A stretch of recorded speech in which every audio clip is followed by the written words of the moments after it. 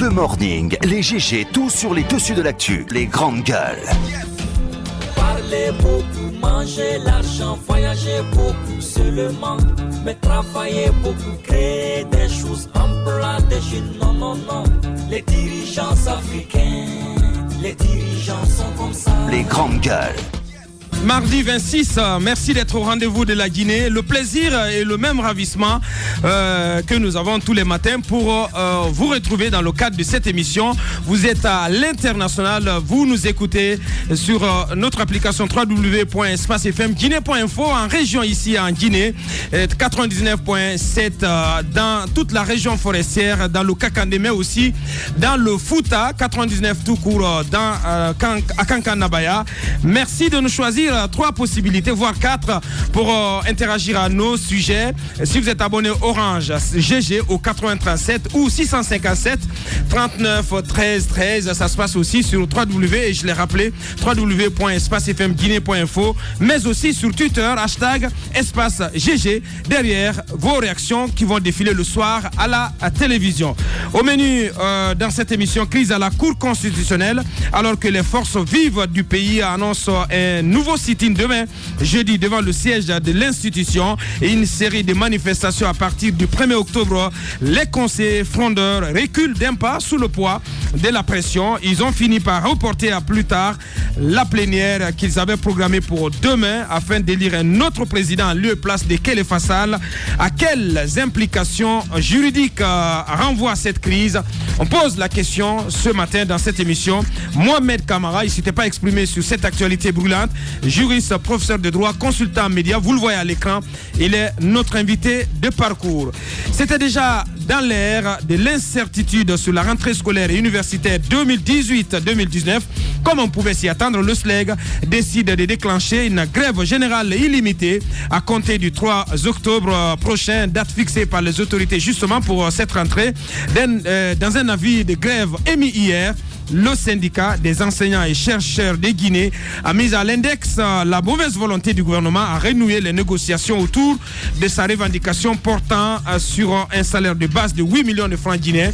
Pourtant, l'inspecteur général du travail invite Souma et compagnie à la reprise justement de ces pourparlers dès demain jeudi 27 septembre. Le SLEG va-t-il répondre à cet appel du gouvernement?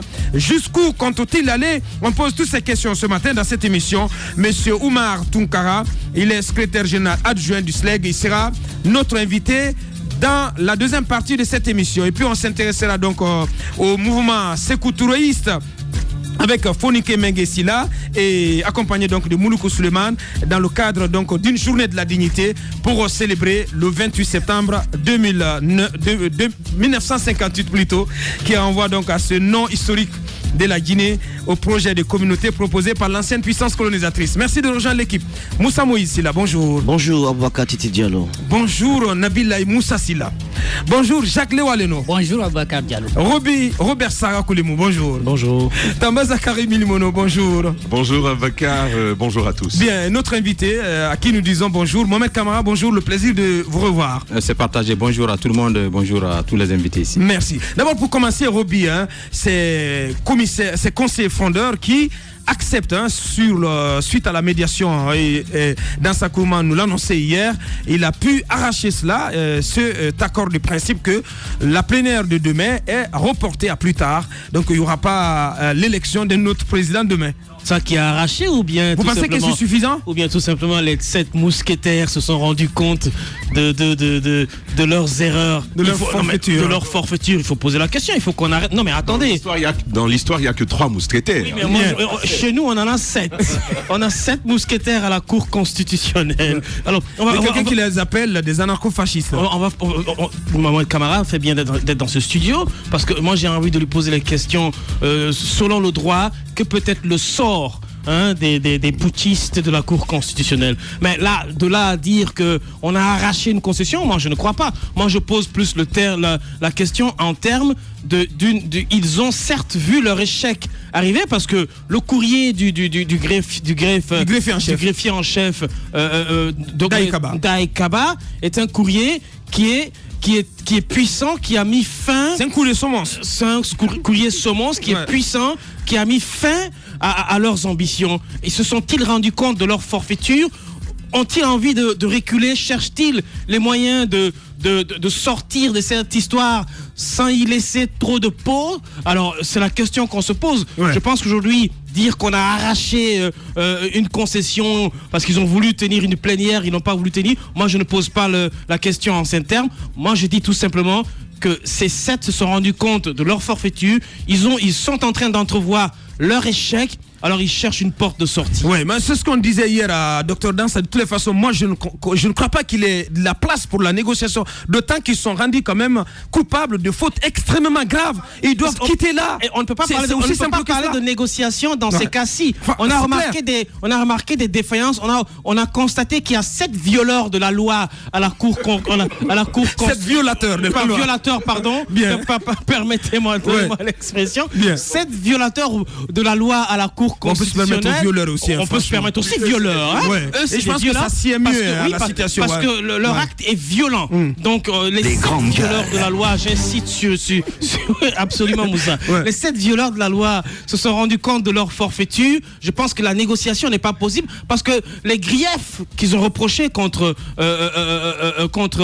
Khalifa Sall, ils sont tombés dans la même nasse. Ce sont les mêmes erreurs. Ils ont fait pire. Non seulement ils sont tombés dans la même nasse, ils ont fait les mêmes choses. C'était vis repetita, mais on s'est rendu compte que eux-mêmes n'étaient pas. Il y a certains d'entre eux qui n'étaient pas légaux. Ils sont allés pire. Donc je pense qu'aujourd'hui, leur sort doit être pendu devant la justice. Bien. Allez-y, Tamba. Écoutez. Personnellement, je ne dis pas que Dansa Kourma a réussi à décrocher quoi que ce soit. Je pense que c'était assez clair. Quand même à mettre à son actif. Non, même si ça n'a pas de sens. Oui, même si ça n'a pas de sens, ils ont quand même reculé d'un pas. Oui. Aboubacar, je pense qu'il faut voir les choses telles qu'elles étaient. Reculez, Aboubacar. Quand vous êtes dos au mur, vous n'avancez plus. Voilà. Bien, je vous comprends. Allez-y. Tout premièrement, il y a pas mal d'auditeurs qui ont pensé, qui ont cru hier à de l'acharnement contre Dansa Kourma, parce que ses positions n'étaient pas du tout claires au départ. Oui. Lorsqu'on a ouvert le débat ici hier, il y avait de sérieuses incohérences. Il y avait même une volonté d'alléger la gravité de cette situation-là. Mais Dr Dansa Kourma a dû comprendre que l'heure n'était plus aux belles formules qu'ils ont l'habitude d'utiliser. La langue de bois n'était pas permise à ce niveau-là. Oui. Ça, de son côté déjà, il a dû comprendre qu'il fallait que cette fois, il y ait un franc jeu qui se joue. Ça, c'est une première chose. De l'autre côté, il y a ce greffier en chef. Donc, le greffe a sorti ce courrier adressé au vice-président de la Cour constitutionnelle. Le courrier, il est sans embâge. Je n'y ai pas pris part, ni associé pas mon nom. C'était assez clair. Et de ce point de vue-là, les frondeurs, Roby parle de violeurs de la loi à juste titre, oui. Parce que la loi en a souffert. Je pense qu'il y a de sérieux dommages à cette loi-là. Si la loi avait été des hommes, je pense qu'il aurait dû penser à une démarche psychosociale d'accompagnement, parce que la loi a souffert à ce niveau-là. Oui. Et donc, le greffe, le greffier en chef, il dit « je n'y suis pas associé ». Et donc, tout simplement, on en a connu la conséquence. Aboubacar Diallo, d'ailleurs, hier, tu te rappelles encore, lorsque tu disais à Dansa Kourma, mais à partir du moment où le greffier en chef sort un tel courrier, le débat, il est clos. Ça, c'était une chose. De l'autre côté, c'est vrai, on en a eu des juristes qui sont intervenus sur la question. Mais lorsque le professeur Zogbelemou prend la peine de réfléchir à la question, de sortir un document qui va totalement contre la démarche des putschistes, comme Roby aime à les appeler, je ne dis pas que ça donne du coup de facto du crédit à ce qu'il dit, mais il faut y prêter de l'oreille. Parce qu'il s'agit de quelqu'un qui connaît quand même ce domaine au dire des gens. Bien. Donc quand vous êtes face à cette situation-là, vous êtes des frondeurs, mais ça ne veut pas dire que vous ne comprenez pas ce qui se trame. Ils ont donc compris que c'est un combat perdu d'avance. Même si le président de la République, tel qu'on a voulu lui en prêter l'intention, avait voulu accompagner, entériner, cautionner cette démarche, ils ont compris que face à l'opinion, face à la loi, eh ben, il n'avait plus aucun pendant. Il ne pouvait plus s'accrocher à quoi que ce soit. Donc votre propos est de dire que vu qu'ils étaient allés très loin, qu'ils sont allés très loin dans la violation de la loi et de la procédure, il n'est plus question de négocier quoi que ce soit avec eux. Tout simplement. Il faut demander tout simplement le renvoi de la Je vais dire deux choses. Oui. Roby, si tu permets. Alors, ce qu'ils sont en train de faire, c'est de sortir avec honneur. C'est ce qu'ils essaient de faire. Mais nous, on refuse. Il ne faut pas leur offrir cette occasion. Ils n'ont pas droit à cet honneur-là. Parce que ce serait injuste de leur permettre de revenir à la Cour constitutionnelle et de continuer comme ça. De quoi doit être fait leur sort? Il y a pas mal de griefs qui sont là. De quoi doit être fait leur sort? Premièrement, pour tous les 7, la loi a été violée. Ceux-là qui doivent faire respecter la loi, donc, ils doivent par rapport à ça, c'est quand même un parjure. Lorsque vous dites « je m'engage par serment devant la République à respecter la loi » et que vous ne l'avez pas fait, vous avez dévié de votre serment, ça s'appelle un parjure. Et de ce point de vue-là, il faut leur poser des questions. De l'autre côté... Non, mais de ce point de vue, ils doivent perdre leur qualité de membre. C'est ce que je suis en train de dire. Il faut procéder à quelque chose. Et c'est les juristes, Mohamed Kamara, il est là, il va nous en dire davantage. Bien. De l'autre côté, Aboubacar Diallo, il y a au moins 4. Il y a au moins 4. Même si l'autre est au niveau de la cour, au niveau de l'INDH, il faut y aller le chercher. Parce qu'il était à la cour indûment. Mais oui, je pense qu'il faut lui poser des questions à lui. Donc ça fait 4. Et il y a ce quatrième dont on parle, son doctorat, il est remis en question. Et donc, il faut qu'il apporte la preuve qu'il est véritablement docteur, un vrai docteur et pas un faux. Si il est avéré... Docteur Abdourahmane Sako. Absolument. Ansoumane Sako plutôt. S'il est avéré qu'il n'est pas docteur, Aboubacar Diallo... C'est encore pire. Je crois qu'il est docteur. Ces gens-là ne méritent plus, c'est mon point de vue, je pense qu'ils ne méritent plus d'être à la Cour constitutionnelle parce qu'autrement, ce serait une institution que les Guinéens auront acceptée en sachant au préalable qu'elle ne fera pas respecter la loi. Bien, allez-y Jacques Lewa. Pour être docteur en Guinée, je crois qu'il faut disparaître seulement pour un temps. Après, on revient avec ces titres. Nous en avons plusieurs. Hein.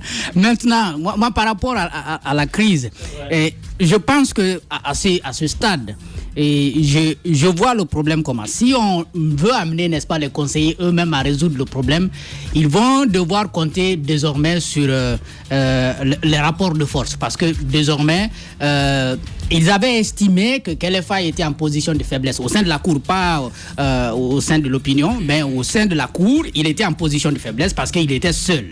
Maintenant, les choses sont équilibrées. On risque d'avoir une résolution où on va dire, bon, vous nous laissez avec notre comportement, nous avons violé la loi, mais vous nous laissez avec, et puis nous ne vous poursuivons plus. En ce moment, ils vont cautionner à la fois la violation de la loi, mais cautionner aussi la mauvaise gestion, qui n'est pas encore prouvée, mais qui mérite quand même un éclaircissement. Donc ça, c'est une crainte. C'est pourquoi... Aujourd'hui, je pense, comme les deux premiers intervenants, Zachary et Roby, qu'il faut quand même ramener le problème au niveau peut-être du président de la République, voir ce qu'il y a lieu de faire pour soit recomposer... Attention, à l'usage de l'article 45 de la Constitution. Makanera, il a déjà prévenu. Vous parlez de quel Makanera? Non, je parle du politique, de l'homme politique Makanera. Je ne parle pas du l'homme politique Makanera. Je ne parle pas du juriste. Hein. Ok, bon, de toutes les façons, ce que je vois, les juristes sont mieux placés pour nous dire les inconvénients, les risques d'une telle procédure. Mais ce que je me dis, c'est que nous avons des risques à tous les niveaux. Soit dans la recomposition de la Cour ou dans la résolution du problème à l'interne. Parce que si on permet à ce que les conseillers eux-mêmes dialoguent pour trouver la bonne solution, je ne vois rien d'autre que ça. C'est-à-dire, Kelefa, laisse-nous avec notre comportement. Nous avons violé la loi, nous reconnaissons. Donc, ne nous poursuivez plus, ne nous dérange plus. Nous aussi, nous ne vous poursuivons plus pour mauvaise gestion. Ça peut être ça. Et comme ça, ils s'entendent. Vous vous rappelez comment la chose a été réglée à l'INDH? Tous les commissaires presque étaient contre Mamadi Kaba. On ne sait pas comment ça a été réglé et finalement, il y est resté jusqu'à la fin. On n'en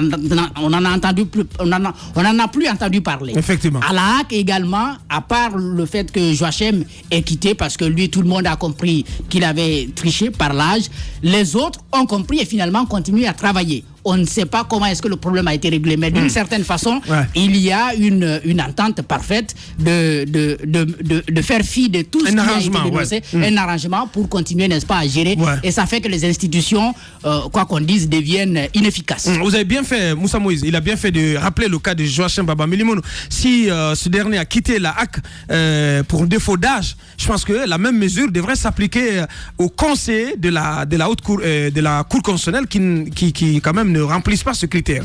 Il n'a pas que quitté la HAC, il a fait la prison. Effectivement. Je pense que il faut rappeler à nos gouvernants que nous avons un contrat social et qu'il y a des règles qui régissent donc le fonctionnement de ce contrat social-là.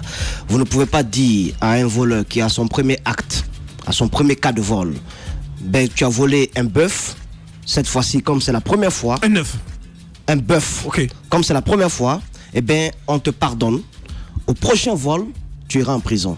Si la loi, la justice, donnait une seconde chance, comme l'exemple que je viens de donner, à ceux qui transgressent quotidiennement la loi, eh bien, je pense qu'on peut également envisager une seconde chance, un arrangement, parce que pour moi, la seconde chance au niveau de la Cour constitutionnelle, c'est de permettre à ceux-là qui ont été démasqués de s'entendre, soi-disant, entre eux encore, afin de continuer à faire fonctionner la Cour constitutionnelle. La sagesse de cette Cour a déjà été désacralisée. Tant que ces hommes y sont, je pense que l'institution aura un fonctionnement totalement bancal. Et déjà que leur forfaiture est connue, déjà que les actes qui ont été posés, ce sont des actes qui vont à l'encontre de la loi. Vous voulez quel autre arrangement? Puisque la loi elle-même prévoit que lorsque vous commettez tel acte, voici la sanction qui s'applique. Eh bien, il ne faudrait pas qu'on pense à un quelconque arrangement. Il faudrait qu'ils s'expliquent. D'abord, par rapport à leur âge, il faut que quelque chose soit intenté contre eux. Je vous ai dit hier, le problème n'est plus Kelefa, qui est à la tête de la Cour constitutionnelle. Non, le problème c'est d'où vous avez pris le numéro que vous avez mis sur votre soi-disant arrêt. Qui vous a fourni ce numéro, étant donné que le greffier en chef l'a clairement dit, il n'a pas pris part à la réunion. C'est lui, au regard de la loi, qui est habilité à donner un numéro, à attribuer un numéro à l'arrêt. C'est lui qui délivre la grosse. C'est lui qui expédie tout cela, au niveau des institutions. Il dit qu'il n'a pas pris part. Et vous êtes permis d'attribuer un numéro à votre soi-disant arrêt, qui n'est rien d'autre qu'un PV de réunion. C'est une violation de la loi. On ne peut plus demander à ces gens-là de s'entendre. C'est la fraude, c'est tout. On ne peut plus leur demander de s'entendre. Si on le permet, alors on aura permis. Vous êtes contre la démarche d'Ansa? Je suis contre une quelconque médiation. On fait une médiation pour quelqu'un qui a respecté la loi, mais qui a des récriminations vis-à-vis d'un certain nombre de fonctionnements, de situations de dysfonctionnement. Ça, c'est possible. Mais quelqu'un qui est censé être le gardien de la Constitution, du respect de la loi, qui viole cette loi, qui viole cette Constitution, je pense qu'il n'y a pas de médiation à l'égard de cette personne. Dans ça, je vais vous dire une chose, c'est pas lui qui salue le sens d'ouverture des conseillers frondeurs, ce sont les conseillers frondeurs qui ont applaudi des pieds et des mains l'occasion que Dansa leur a offerte, la porte de sortie que Dansa leur a offerte. Ils étaient dos au mur. Qu'est-ce qu'ils pouvaient faire d'autre? Dites-moi, qu'est-ce qu'ils pouvaient faire d'autre? Bien.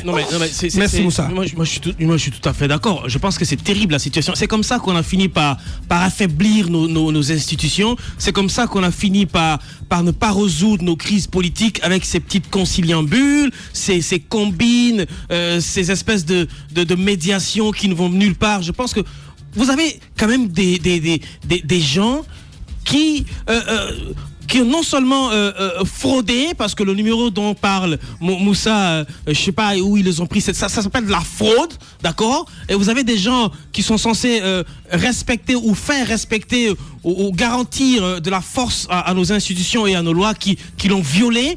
Et on me parle de médiation. Ah mais non, on peut pas parler de médiation. D'abord, il faut peindre leur sort devant la justice, et après la justice doit se prononcer sur qu'est-ce qu'il faut être fait pour ces 7 parce que quand même, c'est un crime. Ce qu'ils ont commis, moi, à mon avis, c'est un crime. Au-delà des crises que nous connaissons, ils sont venus avec une nouvelle crise qui aurait pu complètement chavirer la République, parce que la Cour constitutionnelle, c'est quand même l'une des institutions les plus importantes de notre République. Alors, ils s'aimaient la pagaille volontairement comme ça. Je pense que cela mérite d'être sanctionné. Cela mérite la sanction avec, comme le dit le jargon, avec la dernière énergie. Et pour moi, ces sept-là doivent répondre devant les juridictions, parce que l'institution qui est la Cour constitutionnelle doit être une institution respectée. Et pour qu'elle soit une institution respectée, il faut évidemment que son contenu soit garni de personnes respectées. Et si M. Khalifa Sall rentre dans la combine avec eux, eh ben, c'est à ses risques et périls. Parce que lorsque le serpent vous rate la jambe et que vous le mettez sous votre fauteuil, tant pis pour vos fesses. Les grandes gueules. Roby, tel qu'on l'aime dans cette émission. Bienvenue au pays des daddies. Radio Espace, les grandes gueules. Leur spécialité, c'est la démesure totale. Tant qu'ils ne changeront pas, nous ne changerons pas non plus. Les grandes gueules, à suivre tous les jours sur la radio d'opinion. Radio Espace.